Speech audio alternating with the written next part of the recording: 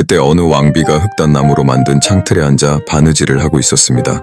눈을 보며 바느질을 하다가 바늘에 손가락이 찔려 피 3방울을 눈 위로 떨어뜨렸습니다. 하얀 눈 속에 있는 피가 너무 아름다워 보여서 왕비는 생각했습니다. 눈처럼 하얗고 피처럼 붉고 창틀에 나무처럼 까만 머리카락을 가진 아이가 내게 있었다면 얼마 지나지 않아 왕비는 딸을 가지게 되었습니다.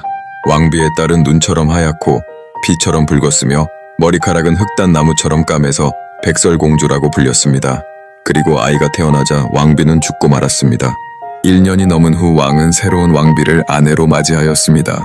새로운 왕비는 아름다웠지만 자존심이 세고 오만하여서 자신보다 더 아름다운 사람이 있다는 사실을 참지 못했습니다. 거울아, 벽에 있는 거울아, 이 세상에서 누가 가장 아름답니? 거울이 대답했습니다. 왕비님이 이 세상에서 가장 아름다우십니다. 왕비는 이 거울이 진실만을 이야기한다는 것을 알았기 때문에 만족했습니다. 하지만 백설공주는 자라면서 점점 더 아름다워졌습니다. 백설공주가 7살이 되었을 때는 맑은 날처럼 아름다워져 왕비보다 더 예뻐졌습니다. 왕비는 거울에게 물었습니다. 거울아, 벽에 있는 거울아, 이 세상에서 누가 가장 아름답니? 거울이 대답했습니다. 그런데 백설공주가 왕비님보다 1000배 더 아름답습니다. 이를 들은 왕비는 깜짝 놀랐고 질투심에 얼굴이 불그락푸르락 했습니다. 이후로 왕비는 백설공주를 볼 때마다 심장이 쿵쾅거려 진정되지 않았습니다. 그렇게 왕비는 백설공주를 싫어하게 되었습니다. 그리고 마음속에서 질투심과 오만이 마치 잡초처럼 높이 자라나서 밤낮으로 진정할 수가 없었습니다. 그래서 왕비는 사냥꾼을 불러내 말했습니다. 더는 백설공주를 내 눈앞에서 보고 싶지 않으니 숲으로 데려가거라. 그리고 그 아이를 죽이고 증거로 패와 간을 내게 가져오도록 해. 에서 7 난쟁이와 함께 살고 있는 백설공주가 왕비님보다 여전히 1000배 더 아름답습니다. 왕비가 소리쳤습니다. 내 인생을 바쳐서라도 백설공주를 죽이고 말 테야. 그런 후 왕비는 아무도 들어가지 않는 비밀스럽고 외딴 방에 들어가 독사과를 만들었습니다. 반쪽은 하얗고 반쪽은 빨간 이 독사과는 겉으로는 너무나 예뻐서 사과를 본 누구든지 먹고 싶어 할 것입니다. 그러나 이 사과를 한 입이라도 먹은 사람은 죽을 수밖에 없을 것입니다. 사과가 준비되자 왕비는 분장을 하고 늙은 농부처럼 옷을 입었습니다. 그리고 산봉우리 7개를 넘어 난쟁이의 집으로 갔습니다. 왕비가 문을 두드리자 백설공주가 창문 밖으로 고개를 내밀고 말했습니다. 아무도 집 안으로 들일 수 없어요. 늙은 농부가 대답했습니다. 알겠어요. 남은 사과를 다 팔아버리고 싶은데 하나 주고 싶어요. 백설공주가 말했습니다. 안 돼요. 아무것도 받을 수 없어요. 늙은 농부가 말했습니다. 독이 두려운 건가요? 그럼 제가 사과를 반으로 자를 테니 그쪽이 빨간 부분을 먹으면 하얀 부분은 제가 먹을게요. 그러나 교묘하게 만들어진 그 사과는 빨간 부분에만 독이 들어있었습니다. 백설공주는 그 아름다운 사과가 너무나 먹고 싶었습니다. 사과 한 입을 베어 물자 백설공주는 바닥에 쓰러져 죽었습니다. 왕비는 섬뜩한 눈빛으로 지켜보다 크게 웃으며 말했습니다. 눈처럼 하얗고 피처럼 붉고 흑단나무처럼 까만 머리카락을 가진 백설공주. 이번에는 난쟁이들이 널 깨우지 못할 것이다. 그리고 집으로 돌아와서 거울에게 물었습니다. 거울아, 벽에 있는 거울아, 이 세상에서 누가 가장 아름답니? 그러자 거울이 마침내 대답했습니다. 왕비님이 여기서 가장 아름다우십니다.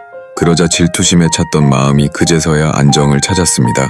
백설공주는 죽었습니다. 난쟁이들은 혹시 독이 있는 물건을 찾을 수 있을까 해서 띠를 풀어보고 머리를 빗어주고 물과 포도주로 씻겨도 보았지만 모두 아무 소용이 없었습니다. 사랑스런 백설공주는 죽었습니다.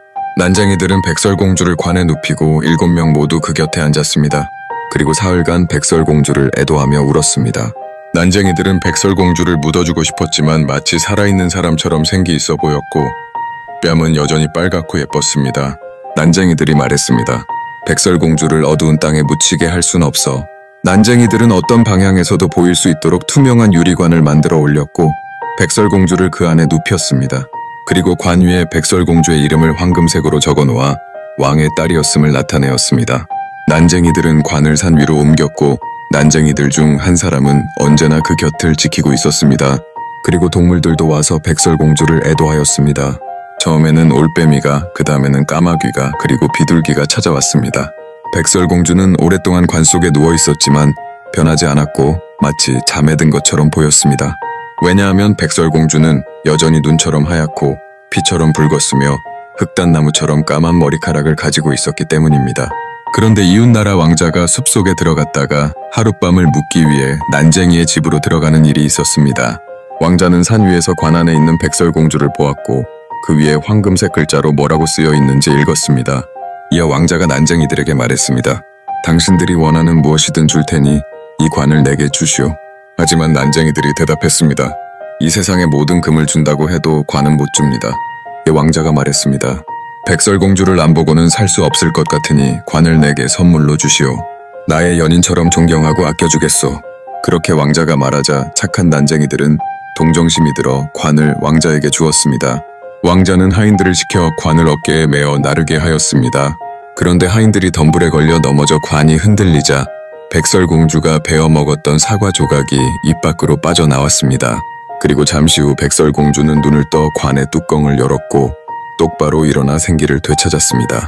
백설공주가 외쳤습니다. 세상에 여긴 어디지? 왕자는 기쁨에 넘쳐 말했습니다. 당신은 제 곁에 있어요. 그리고는 무슨 일이 있었는지 알려주었고 이어서 말했습니다. 이 세상 그 어떤 것보다 당신을 사랑해요. 저와 함께 제 아버지의 성에 가서 제 신부가 되어주세요. 이를 승낙한 백설공주는 왕자와 함께 떠났습니다. 그리고 성대하고 호화롭게 결혼식을 올렸습니다. 이 결혼식에 사악한 계모 또한 초대되었습니다. 왕비는 아름다운 옷을 차려입고 거울 앞에 서서 말했습니다. 거울이 대답했습니다. 왕비님이 가장 아름다우십니다. 그런데 그 어린 왕비가 1000배 더 아름답습니다. 이에 왕비는 저주를 퍼부었고 몹시도 분노하여 어쩔 줄 몰랐습니다. 왕비는 처음에 결혼식에 가지 않으려고 했지만 안정을 찾을 수 없어서 그 어린 왕비를 직접 봐야겠다고 생각했습니다. 왕비는 결혼식장에 들어가자마자 백설공주를 알아보았고 불안함에 그곳에 서서 꼼짝도 할 수 없었습니다. 그때 숯불 위에 있었던 쇠로 된 실내화가 집게로 옮겨져 왕비 앞에 놓였습니다. 왕비는 빨갛게 달궈진 신을 신어야 했고 죽어서 바닥에 쓰러질 때까지 오랫동안 춤춰야 했습니다.